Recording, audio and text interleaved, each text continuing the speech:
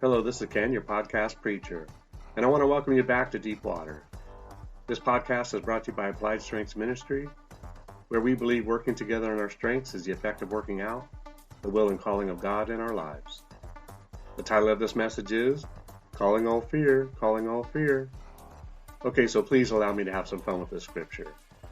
While laying the foundation for the message, I also want to teach you how to encounter scripture and to come up with questions for the Lord, or for your own edification, being that the Bible only has a billion layers to it. Matthew 14:22-30. Immediately Jesus made his disciples get into the boat and go before him to the other side, while he sent the multitudes away. And when he had sent the multitudes away, he went up on the mountain by himself to pray. Now when evening came, he was alone there. But the boat was now in the middle of the sea, tossed by the waves, for the wind was contrary. Now in the fourth watch of the night Jesus went to them, walking on the sea. And when the disciples saw him walking on the sea, they were troubled, saying, "It is a ghost." And they cried out for fear. Why would they use this language? It is a ghost. Have they encountered such things before? Were they influenced by the movie Beetlejuice? Now keep in mind they encountered angels and demons on the regular, so supernatural entities were not a total surprise for them. Well, if you're waiting for an answer to my question, you won't get it from me. I have lots of questions similar to this one for God to address. Maybe he doesn't, and maybe he does. Point being, I'm in a relationship with him and his word, and sound relationships require good questions, and I have learned to leave some of the questions hanging.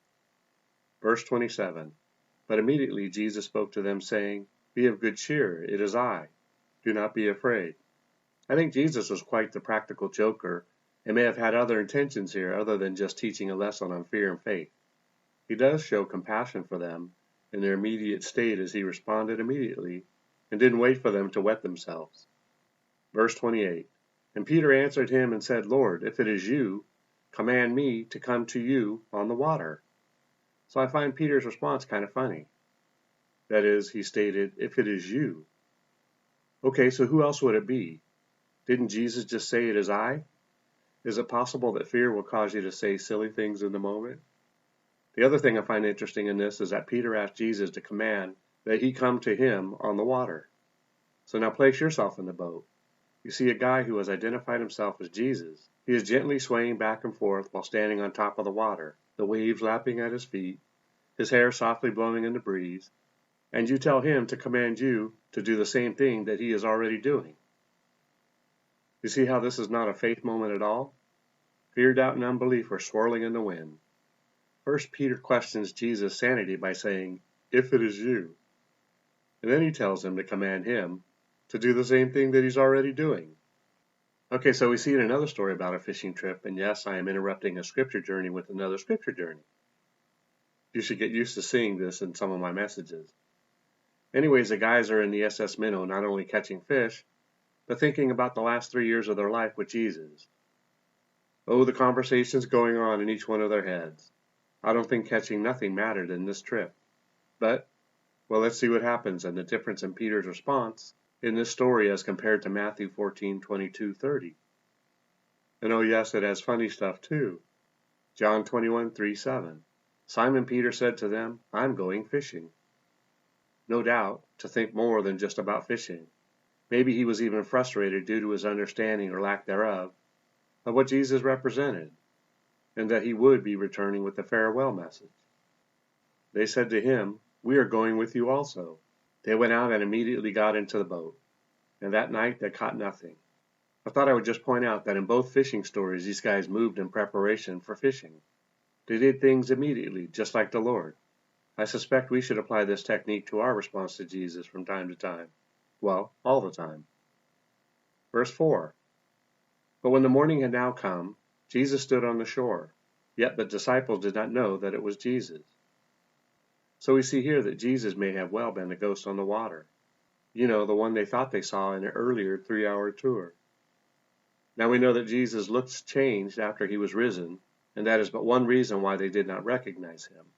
When Mary saw him earlier at the tomb, she thought he was a gardener. John 20:11-17. But so now the story gets interesting. In verse 5, Then Jesus said to them, "Children, have you any food?" They answered him, "No." So it didn't bother a bunch of hardened sailors that another man that they did not know just called them children? I couldn't resist. Verse 6. And he said to them, Cast the net on the right side of the boat, and you will find some. So they cast, and now they were not able to draw it in because of the multitude of fish.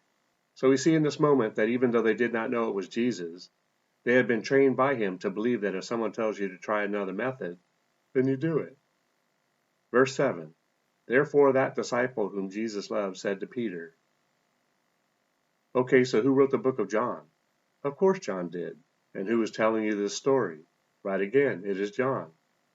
And so when John writes down, therefore that disciple whom Jesus loved, you got to ask yourself if he was just being funny.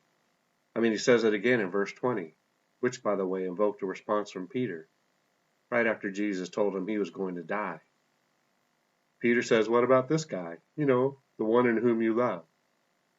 Okay, so Peter didn't have the book of John to refer to, but surely he had some issues with John. Next verse, it is the Lord. So John tells the boat people that it is Jesus.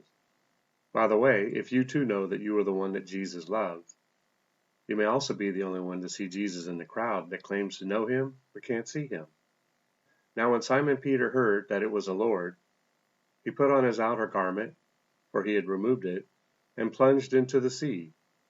So looky here, Peter didn't say, well, if it is you, Lord, command me to come to shore, and by the way, bring the fish with me. Nope, he jumped right in the water and went to shore. Now I know the conditions were different, probably no storm, no waves, no wind, and it was morning time when ghosts are already sleeping. And while he wasn't necessarily in the deep as he was only about 200 cubits off the shore.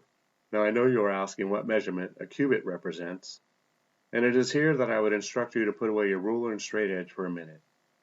In my mind, I initially thought that a cubit was about the size of an ice cube. Don't judge me, there's a correlation. But for the inquiring minds, it is an ambiguous form of measurement, which is described as being at the elbow and ending at one of your fingers. Now the ambiguity comes when you have different length arms, and the measurer, we will call him the measurer for this illustration, is a different measurer than the last one that built the house with you.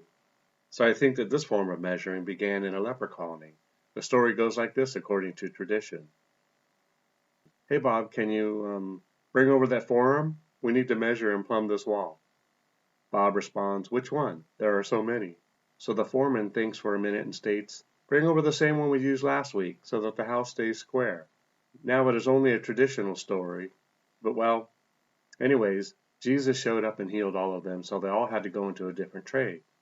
However, the practice of using forearms as a premier measuring tool for the construction industry remained in play for quite some years.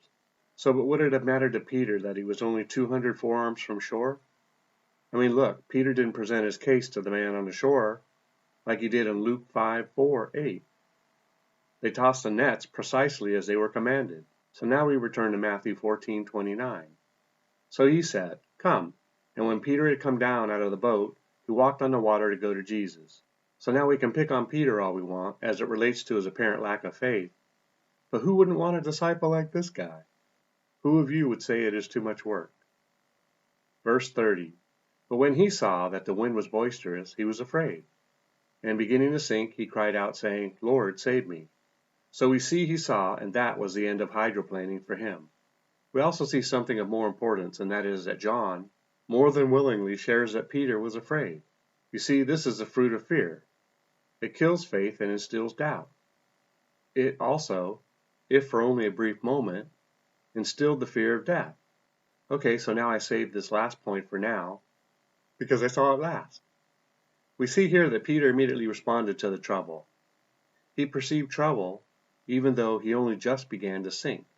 It is right here that we can learn to read the moment, and then respond in faith.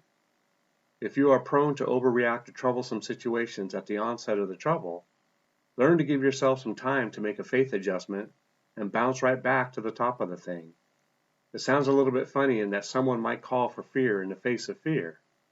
It seems to me it would be like calling for more fire in the midst of fire, or calling for more water while experiencing a flood. I'm as guilty of doing this as anyone who's listening. So we have this response to fear as an example in the Bible. And we will see that they were not berated because they got what they called for. Nope. Jesus just called in the weapons that cancel fear, which is a statement he used several times in the Bible, and which is rather odd and seems a bit out of place, considering that they were in the middle of an event that, in most cases, would have caused anyone to cry out for fear. He said, "Be of good cheer." Yep. He told them right after he had scared the bejeebies out of them, and then he said, "It is I." He then takes it a step further and explained the situation that they were in. So you could say, in essence, he gave them a reason to grab on to peace and didn't just leave them hanging on the rope of fear. It is interesting that in John 20:26, he pops in right beside them, standing with them in the room. Bink, and he immediately says, "Peace." John 20:26. And after 8 days, his disciples were again inside, and Thomas with them. Jesus came, the doors being shut, and stood in the midst and said, "Peace to you." Is Jesus like the Fonzie of their day or what? So you place yourself in this moment, in this story. You were in a room talking about the whole event of Jesus, including his death. They did forget that he was coming back. And the fact that the same people who hated Jesus also hated you, and that if they killed someone as innocent as Jesus, they probably didn't need much reason to also start taking you out as well. So lots going on in the room, including the tension of the moments. All of a sudden, Jesus just appears in the conversation. By this we know that Jesus had a great sense of humor, and it's my thought that he may have even chuckled under his breath as he saw the looks on their faces.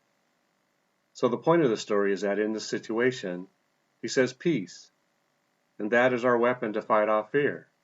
Did I just give you the ending of the story without digging the well? Even if I did, the story is fun, so let us continue. So we go from every one of these hardened UFC-type fishermen to a mind-bending "we see a ghost" scenario, to a request for fear. Then out of nowhere, Peter, who in all likelihood is standing, because when you see a ghost, you always position yourself to run. He called out to Jesus and told him to command him to come out to him. Perhaps Peter thought he could catch more fish by being in a position to be able to look down into the water and see the schools. Maybe Peter wanted to do this so that he could get back to the harbor and scare the bejeebies out of the other fishermen. But those are just two of my own personal possible scenarios. So unless there is something else hidden in these words, which could very well be, Peter shows great courage and faith in the very moment that fear is swirling around him. I mean, didn't they call for fear? And you would think that if they called for it, that fear would show up. Well, it did.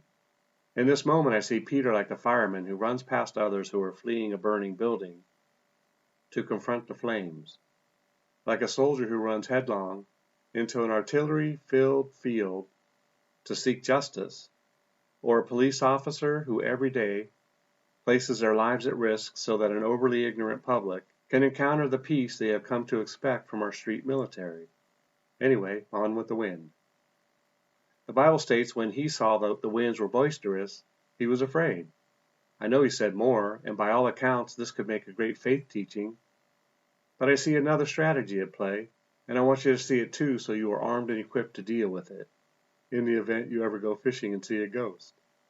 Throughout the Bible we see that Jesus can chat it up with anything, including, but not limited to, the winds and the waves, fig trees, animals, i.e. Balaam's donkey, speak to fire, the burning bush, and the three amigos and the Barbie. What I'm trying to illustrate here is that everything has life in it because God created everything, and life is found in him. Rocks would cry out, demons would hear and obey, and sin is crouching. I know you want to confirm that I'm not making these things up, so here we go, scriptural tubing. Matthew 8:23-27. Now when he got in the boat, his disciples followed him, and suddenly a great tempest arose on the sea, so that the boat was covered with the waves. But he was asleep. His disciples came to him and awoke him, saying, "Lord, save us. We are perishing." But he said to them, "Why are you fearful, O you of little faith?"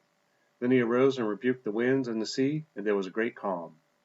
So the men marveled, saying, "Who can this be, that even the winds and the sea obey him?" Genesis 4:7. If you do well, will you not be accepted? And if you do not do well, sin lies at the door, and its desire is for you, but you should rule over it. Luke 19:40. But he answered and said to them, I tell you that if these should keep silent, the stones would immediately cry out. Matthew 21:19-20. And seeing a fig tree by the road, he came to it and found nothing on it but leaves, and said to it, Let no fruit grow on you ever again. Immediately the fig tree withered away. And when the disciples saw it, they marveled, saying, How did the fig tree wither away so soon? Something equally as interesting in Matthew 21:19-20 is that the fig tree withered away once it found out it could no longer produce fruit. Isn't that the same thing that happens to a Christian that's not producing any fruit? They kind of sort of just wither away? Anyways, is this scripture story about how quickly we should obey Jesus? Maybe the fig tree is telling us something. Maybe it should be a part of this message. Nope, not past this point. Numbers 22:30. So the donkey said to Balaam, Am I not your donkey on which you have ridden ever since I became yours to this day? Was I ever disposed to do this to you? Daniel 3:25. Look, he answered, I see 4 men loose, walking in the midst of the fire, and they are not hurt, and the form of the fourth is like the Son of God. So what I'm saying is that fear, like rocks, sin, wind, waves, trees, is alive, and it is a spirit, and it will respond to our request when beckoned. Look, 2 Timothy 1:7. For God has not given us a spirit of fear, but of power, and of love, and of a sound mind. Maybe this is why we are instructed to walk in the Spirit and not in the flesh. Spirit sees spirits and spiritual things. Flesh sees flesh and fleshly things. Galatians 5:16. I say then, walk in the Spirit, and you shall not fulfill the lusts of the flesh. Galatians 5:25. If we live in the Spirit, let us also walk in the Spirit. Again, here's another coin for the well. Living in the Spirit is different than walking in the Spirit. But I shall save that journey for another message. So they cried out for fear, and fear responded. But because they were still learning, they did not rebuke that spirit, but rather responded in the flesh. And so fear remained among them. Now watch this. So when Peter attempted to apply his faith, fear interjected because it was called for. It was invited to the party, so to speak, and therefore given permission to be among them. P.S. Don't ask for fear to join your party. It's a prickly party pooper. Wrapping this story up, and to reiterate, this is not a story about the UFC fisherman, a wayward boating trip, Jesus Caspering his disciples. Nope, this is about understanding that if you call for something to enter into a decision, a circumstance or situation, and you are not getting the results that you are expecting, which is Jesus' results, as those are the only results we should all expect, then take a look at your words and thoughts in that very moment and deal with them. Change what you speak to the situation, and you will get different results. The situation will obey. In James 3:4-17, he shares a story that reflects that our tongue is a beast of a weapon, or can be, and may lead to our downfall in life. Look also at ships. Although they are so large and are driven by fierce winds, they are turned by a very small rudder, wherever the pilot desires. Even so, the tongue is a little member and boasts great things. See how great a forest a little fire kindles? And the tongue is a fire, a world of iniquity. The tongue is so set among our members that it defiles the whole body. It sets on fire the course of nature, and it is set on fire by hell. For every kind of beast and bird, reptile and creature of the sea, is tamed and has been tamed by mankind. But no man can tame the tongue. It is an unruly evil, full of deadly poison. With it we bless our God and Father, and with it we curse men who have been made in the similitude of God. Out of the same mouth proceed blessing and cursing. My brethren, these things ought not be so. Does a spring send forth fresh water and bitter from the same opening? Can a fig tree, my brethren, bear olives? Or a grapevine bear figs? Thus no spring yields both salt water and fresh. Who is wise and understanding among you? Let him show by good conduct that his works are done in the meekness of wisdom. But if you have bitter envy and self-seeking in your hearts, do not boast and lie against the truth. This wisdom does not descend from above, but is earthly, sensual, demonic. For where envy and self-seeking exist, confusion and every evil thing are there. But the wisdom that is from above is first pure, then peaceable, gentle, willing to yield, full of mercy and good fruits, without partiality, and without hypocrisy. We know that our hearts and our brains also play a part in our decision-making in times of trouble, but I have dealt with both body parts and other messages. A solid takeaway. If you call for fear, don't be surprised if it answers and begins to hang around, seeking to cause havoc in your life. It is good to know that fear usually hides in the trials, persecutions, testings, and all kinds of storms in your life. It is like the pesky telemarketer, the email bandits, or texty cowboy. Once the door is open, bam, bink, bazoola. You're busy dealing with it all the time. So cry out for Jesus when the storm comes and you can sink your troubles to the bottom of the sea. Well, that's it for today. Remember, it's not what you find wrong or disagree with regarding these messages, but what you can take away from it. Together we can do more to impact the kingdom than if we work alone. Let's flip the script and kill, steal, and destroy the works of the enemy and create space for the light of life to shine through into people's lives. Plant a seed and click on the like and subscribe button. Let's build this ministry together. Thanks, and see you next time in Deep Waters.